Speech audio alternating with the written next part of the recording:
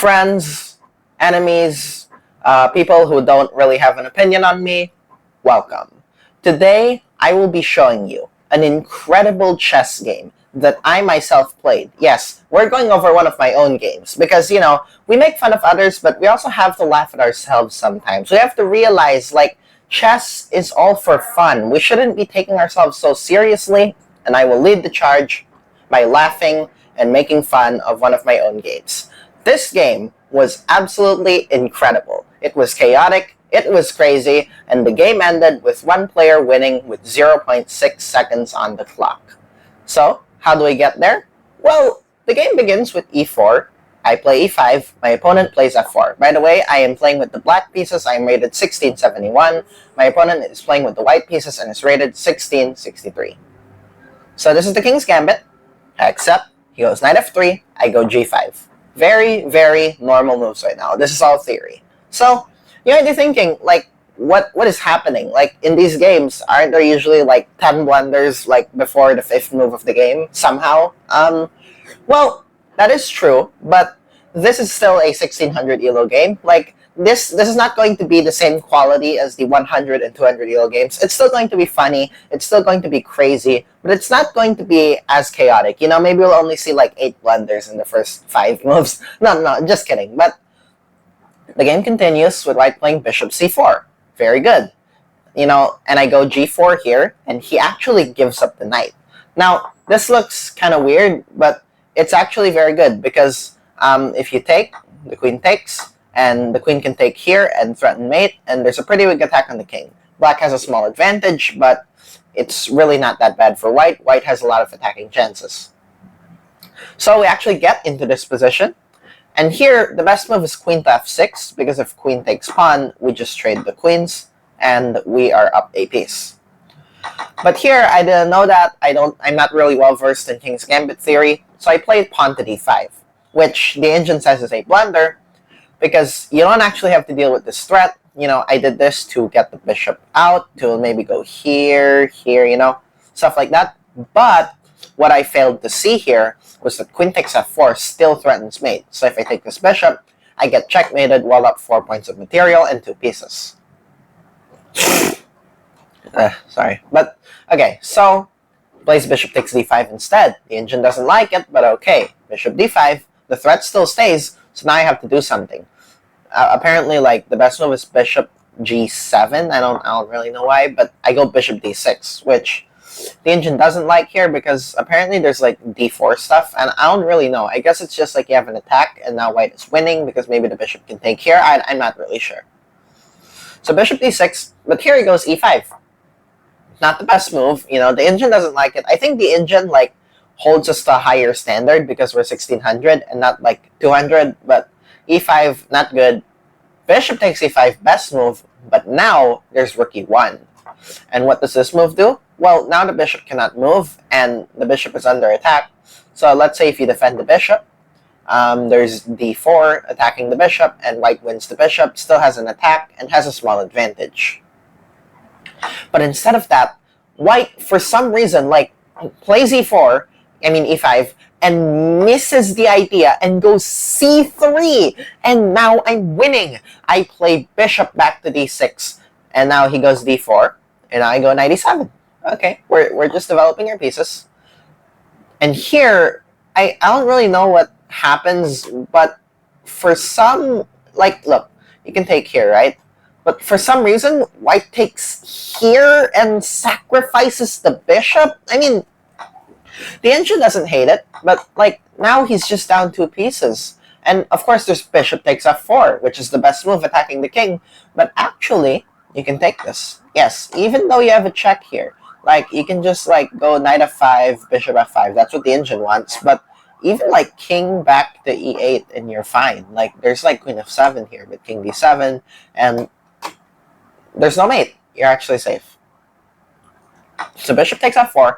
But here I get a little scared. I play king to e8 in advance. Engine doesn't like it, but it's still fine. I still hold a +1 advantage. Bishop takes d6, trying to clear it away. Queen takes d6. Okay, very natural. But now, actually, bishop takes c6 was a pretty big mistake. He had to go like bishop g5, pinning the knight and trying to attack. This is a very complicated position, though. Like, it's very hard to maneuver this type of attacking game, and both players will like naturally just miss a lot of chances. So he takes, I take. Now the queen is out. The king is pretty much safe. We are up 2 pieces, and we are nearly +3. Things are good. Knight d2. Best move. He develops the knight, maybe he's gonna jump here, attack the queen, and like go here, start an attack on the king. That's what you're supposed to do. Knight c6. Okay, developing a knight. I'm just playing normally. Now, you might be wondering how will the title of this game come true, considering both of us have like 8:53 on the clock and 9:03 on the clock. Like, what is gonna happen here? Well, you're just gonna have to see. Like, this is like the first act of a play. Like, you gotta wait for the climax to happen. It's not going to happen in like the first 5 minutes of the video. Like, what are you thinking about? 94.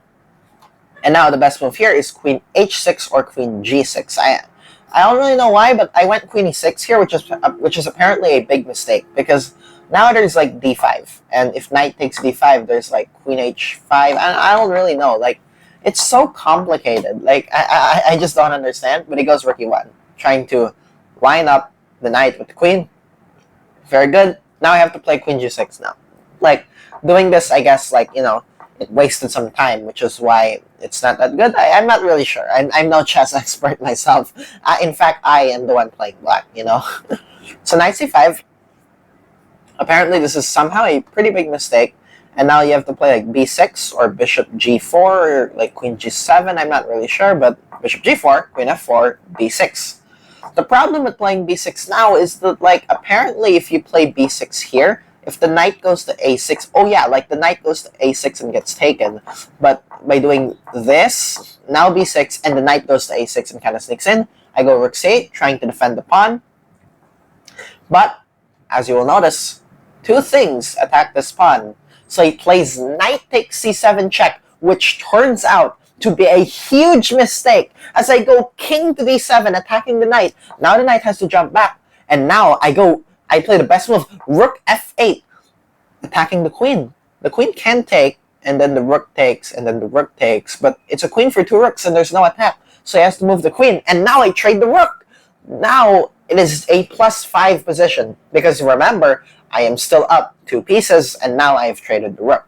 Now, I would really like to go here, but you can't really do that, so gotta do something else. Bishop goes back. Very good.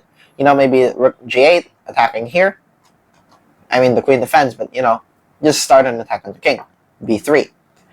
b3, actually, he's starting to storm down here with the pawns, and what you're gonna notice, this is a fork. Yeah, the pawn just forks the 2 pieces. The only thing stopping it is that the knight and the bishop defend, so you can go c4 and d5 and start storming down the board with the pawns. h6. Now, the idea of h6 here is to go queen to g5. This is what I was thinking about. Like, I wanted to try to trade the queen here. I could have probably gone like queen g7, I don't know, maybe rook here, or maybe move the bishop or the knight, but, it's tricky position.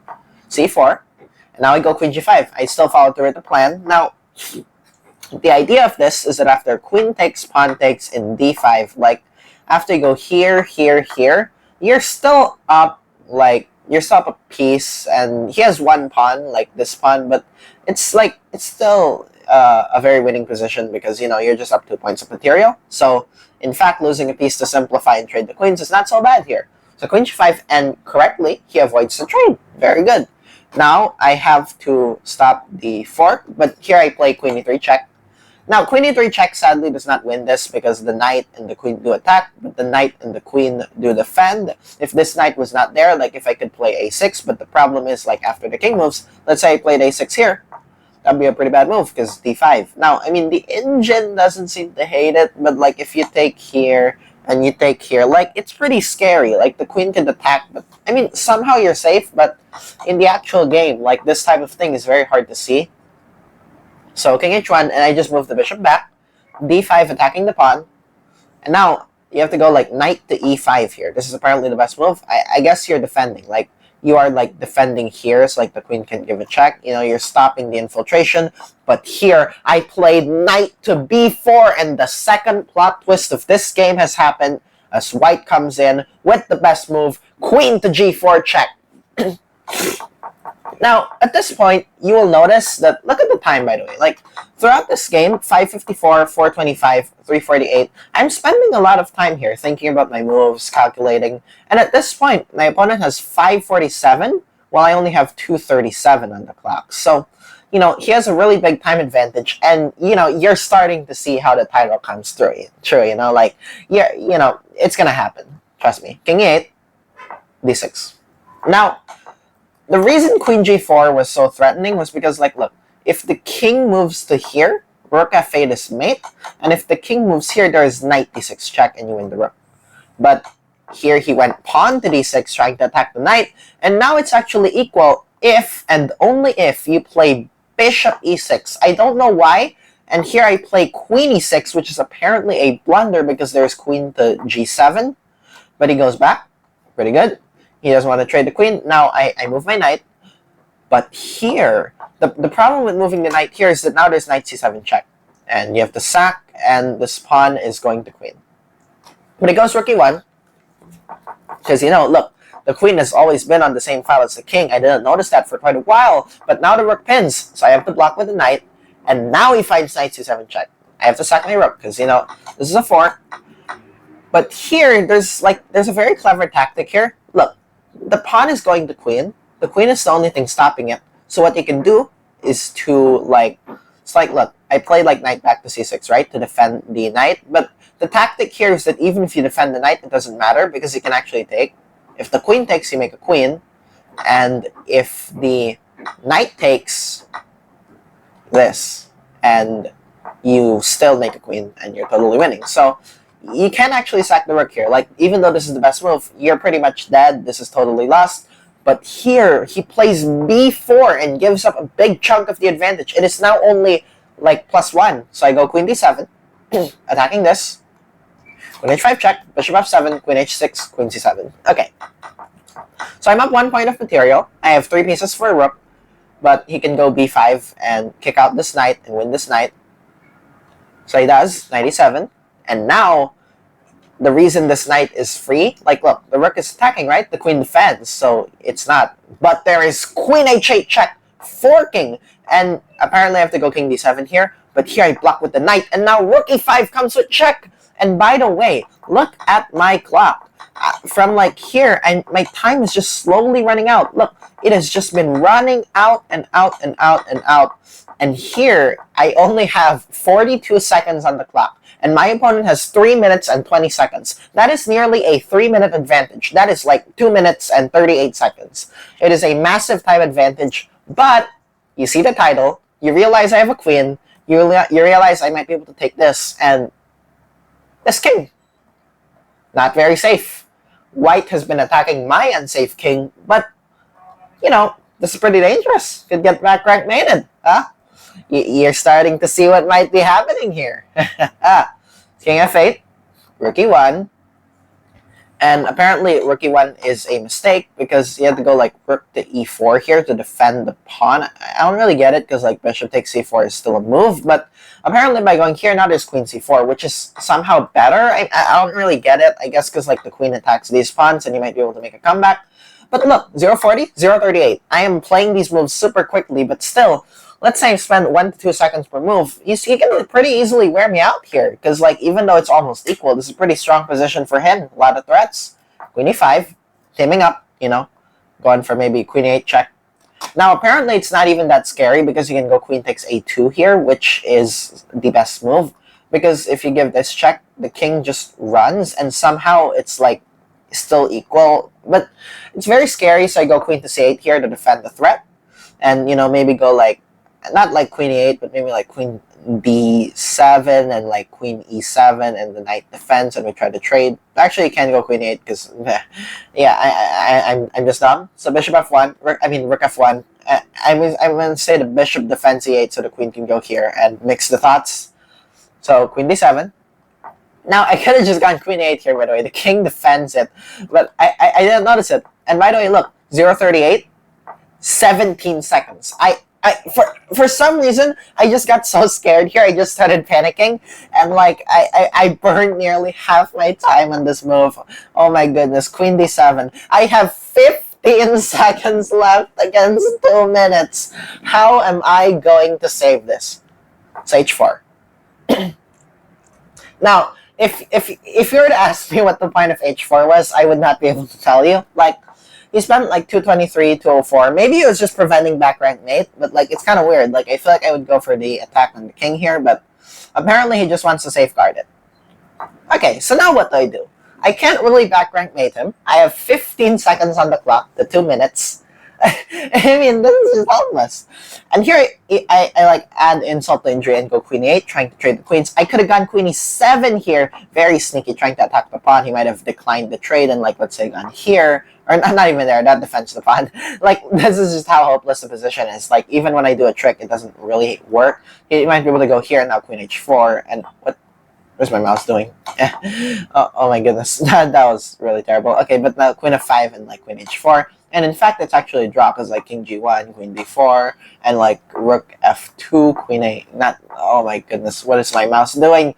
Queen a1, king h2, queen h8, and the king is trapped in perpetual check. So queen e7 would have been very good, setting a trap, but I go queen e8, he checks, I move, still trying to trade queen b8, king g7, queen g3. And the problem is, he defends this pawn now. There's no threat. And now I have 11 seconds on the clock. He has 147, I have 11.1. How am I even going to win this game? Like, he can't really be back rank mated. His pawn is defended, his queen is rook attack, he can just keep giving checks and harassing my king. What am I going to do? I can't even pre-move, by the way, because, like, in a bullet game, let's say we both had 11 seconds on the clock, I could pre-move, because, like, he wouldn't be able to punish the pre-moves as effectively, but here, he has way more time than me, so he can just spend, like, 5 seconds per move and just win, h5. Now, I'm not a big fan of this. Like, I would have preferred, personally, like, if I was playing white to try to, like, attack, maybe give some checks, try to run out the clock. But anything will work here because I don't know what to do. I go knight h6, I spend 1 second on that move. And I'm just running out of time very, very quickly. Knight h6, rook e1, attacking the queen moves. Like, somehow I didn't hang the queen. I spent 1 more second on that move. Look at this. My time is just bleeding out. And here, he actually spent like 15 seconds in this move, which is kind of weird. Like, just a piece of advice, like, if you're trying to flag your opponent, you should also play quickly, so your opponent can't, like, think on your time. I was thinking on his time quite a decent bit. Rook c1, going for some rook c8 check, I suppose. And now, actually, there's bishop takes h5, and it's, like, a draw, but I didn't see that. Like, I have very little time here. I go queen f5. I'm, like, trying to attack the pawn that I can already take. I don't really get it. So queen d6 check, king g7, and I spent like 1.1 seconds in that move. In fact, his time usage is also pretty weird, like 126 to 103 to 054, you know? But like, he's spending 20 seconds per move, I'm spending 1, but like, he'll speed up at some point and I'll just run out of time. So like, how am I going to win this game? Queen d4, king h7. And now you might think, oh, now there's no checks. He's probably going to go like here or something and like hang queen h5 and maybe the king will go here and like I don't know, something is gonna happen, right? Like, but like even if he did do that, like where would the mate be? There's no mate.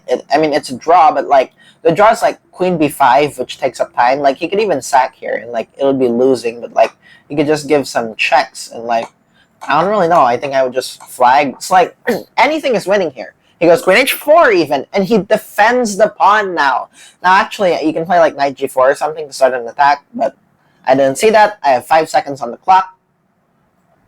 I just trade the queen, and now the queens are traded, and I have, like, I pre-move that. And now I have 4.9 seconds on the clock. But, my opponent's been playing a little slowly, 23 seconds left. But, like, here's the thing. Even with 23 seconds on the clock, how am I going to win this game? I can't queen the pawns. I'm slowly running out of my time. My opponent will just speed up. My opponent will win. How am I going to win this game with 0.6 seconds on the clock? And yeah, he goes here. Knight f7, rook a7, king g6, rook here. But now, here's something you notice. I actually anticipated this and pre-moved this. I only spent 0.1 seconds on this move. Then I pre-move this. And now, look at my opponent's time. 0, 16, 5. Now, of course, I still have way less time, but, you know, he might queen one of his pawns, and I'll be pre-moving all over the place. So, and after this, knight g5 takes here. I have 3.5 seconds, and he has 12.2 seconds. He still has all the time advantage, but he's been playing slower than me, like, in terms of, like, how fast he's moving the pieces. So, who exactly is going to be winning with 0.6 seconds on the clock? You know, I've been trying to build it up the whole game as me winning with that time, because I was lower in time. But this is where the great plot twist occurs. This is completely lost, but, you know, what if that was the point? What if I was never fated to win this game? King h2. Now, this is a really bad move. You should just try to pre-move down here. Like, I would go a4, pre-move all of these pawn moves, and just step down and, like, well, maybe not pre-move, but, like, I'm also pre-moving. This is just pure chaos. I don't think I would be able to stop the pawn because I'm not even thinking here. I am just doing random moves. The king is running all the way down the board. Now, like, I mean, normally this could work. Like, if you just move pieces around and maybe you'll flag your opponent. Like, just move your king. But, like, here, like, he just goes rook c6, getting out of the way. I guess he wanted to push the b pawn and go, like, king h2 for some reason. I don't really know. Knight e4, rook c4. We attack. The king moves here. It's all chaos. Now I have 1.9 seconds on the clock, but he has 4 seconds on the clock. This is pure chaos. G3 check. Now he has 3 seconds to 1.9. King f5. I pre-move out of the way, spending 0.1 seconds. And now, this is kind of like the final reckoning of this game. Like, 3.2 seconds to 1.8 seconds. The game will end in the next few moves. Who is going to win with 0.6 seconds on the clock? Take your bets. Guess in the comments who is winning this game. White goes here and hangs the rook. And now, both of us have 1.8 seconds on the clock. This is pure chaos. So, think about it. Who wins this game? What do you think? Me? Him? I don't know, maybe the third player who you can't even see? Who wins? In this position, I played the move king to g4. White timed out. And after all of those reckonings, I win the game with 0.6 seconds on the clock.